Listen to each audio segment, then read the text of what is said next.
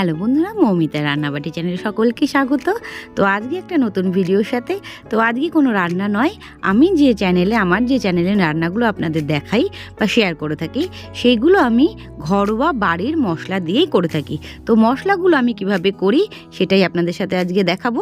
তো প্রথমে আমি বাজার থেকে ধনে আর জিরে কিনে নিয়ে এসেছি, সেগুলো আমি বেছেই পরিষ্কার করে রেখেছিলাম। এবার আমি এই ধনে আর জিরে আমি শুকনো কড়াইতে একটু গরম করে নিচ্ছি। দেখো, একটু গরম করে নেড়ে চেড়ে নিচ্ছি। এবার জিরেগুলো নামিয়ে এরকমভাবেই আমি আবার ধনেগুলোও গরম করে নেব। বেশ একটু মচমচে হলেই নামিয়ে নিতে হবে। আমি ধনেও গরম করে নিলাম। আর এই সব রান্নাগুলোর জন্য আমি যে ঘরের মশলাগুলো ব্যবহার করি তা যথেষ্ট স্বাস্থ্যসম্মত এবং খাবারও টেস্ট হয়। তো দেখো, আমি একটা মিক্সি জার নিয়ে নিয়েছি। এবার আমি জিরেগুলোকে পেস্ট করে নেব।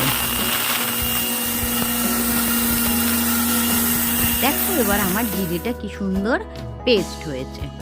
একদম মনে হবে যেন জিরের গুঁড়ো বাজার থেকে কেনা যেরকম হয় ঠিক তেমনই হয়েছে। এবার আমি একটা বয়মে এগুলোকে তুলে নেব, দিয়ে এবার এটা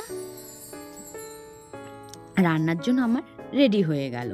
ঠিক এরকম পদ্ধতিতেই আমি আবার ধনেটাকেও এরকম গুঁড়ো করে নেব।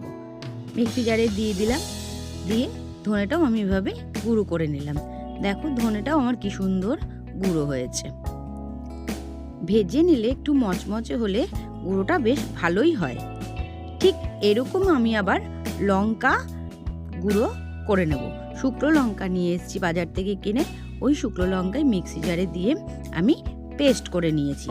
দেখো, এটার দেখতেও ভারী সুন্দর আর রান্নাতেও বেশ স্বাদ হয়। কোনো কালার মেশানো থাকে না, কিন্তু কোনো ক্ষতিকারকও নয়, বাড়ির খাবারের জন্য খুবই উপযোগী। তো দেখো, আমি জিরে, ধনে, লঙ্কা এগুলো সব গুঁড়ো করে রান্নার জন্য সংরক্ষণ করে নিয়েছি। তো তোমরা এভাবে কিনে রান্নার জন্য ব্যবহার করতে